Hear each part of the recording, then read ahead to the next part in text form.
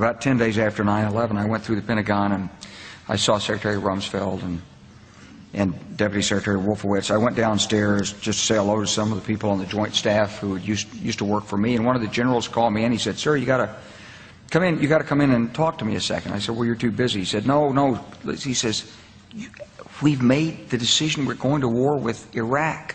This was on or about the 20th of September. I said, "We're going to war with Iraq. Why?" He said, "I don't know." He said, "I guess they don't know what else to do."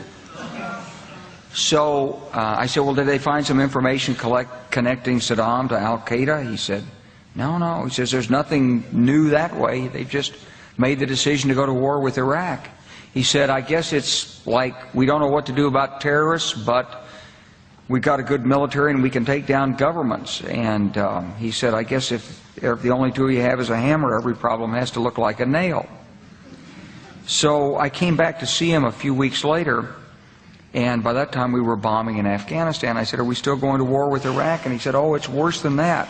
He said, he reached over on his desk, he picked up a piece of paper, and he said, I just got this down from upstairs," meaning the Secretary of Defense's office, today, and he said, "This is a memo that describes how we're going to take out 7 countries in 5 years, starting with Iraq and then Syria, Lebanon, Libya, Somalia, Sudan, and finishing off Iran."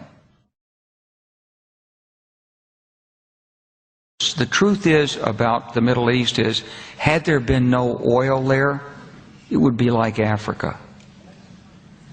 Nobody is threatening to intervene in Africa. The problem is the opposite. We keep asking for people to intervene and stop it. And there's no question that the presence of petroleum throughout the region has sparked great power involvement.